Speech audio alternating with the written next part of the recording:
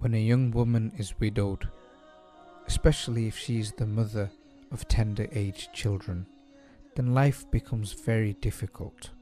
Living as a widow, coupled with extreme poverty, makes things even more unbearable. When there is no one to pass their hands over the heads of orphans, then the mother becomes even more helpless. The children do not really understand what has befallen them, but their mother knows very well that a pillar in their lives has been removed. She spends entire nights worrying about the future of her children. They say that calamities do not come alone. This was true with the case of Shah Zari and her family.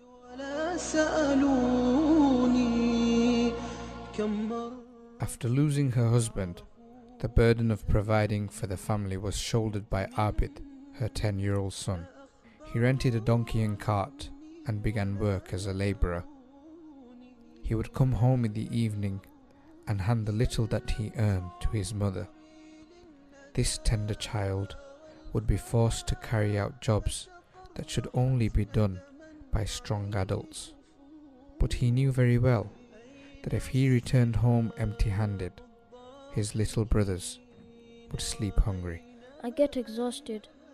I get blisters on my hands. Who will feed my family if I don't work?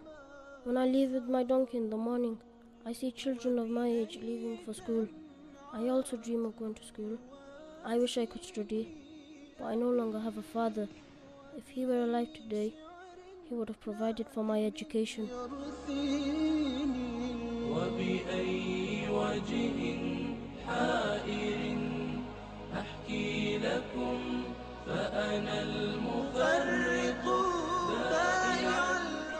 Shah Zari and her children were already living a life of hardship. When the floods came, their feeble mud brick house crumbled in front of their eyes and floated away with the torrent.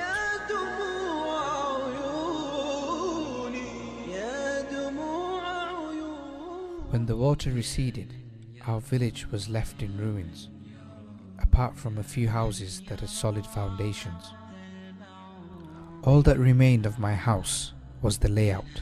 The walls, roof and all our belongings had been washed away.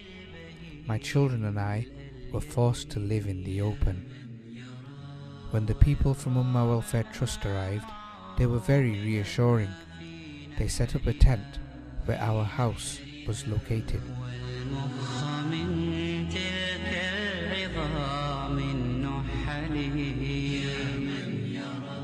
They provided beds and bedding.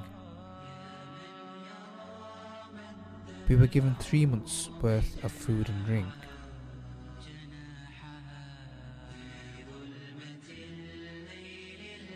At one point, I had almost given up. If Ummah Welfare Trust never came and gave me hope, only Allah knows what would have happened to me. May Allah grant them peace. They have surely fulfilled their promise. Alhamdulillah, Allahumma Rabbana lakal hamdu bima khalaqtana wa razaqtana wa hadaytana wa 'allamtana وأنقذتنا وفرجت عنا. Alhamdulillah, today we are sitting in our own home.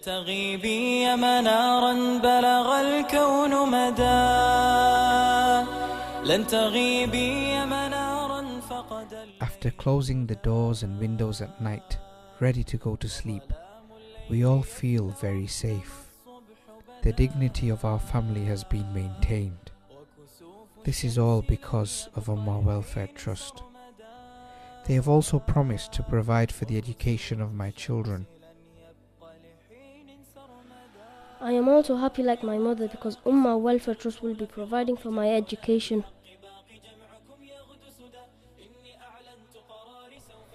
They gave me and my brother some new clothes. Wearing new clothes makes me feel really good. They bought us Qurbani meat during Eid. I am so happy that my child Abid will be spared from pulling the donkey and cart. My children, like others, will now be able to read and write. Ummah Welfare Trust have helped me.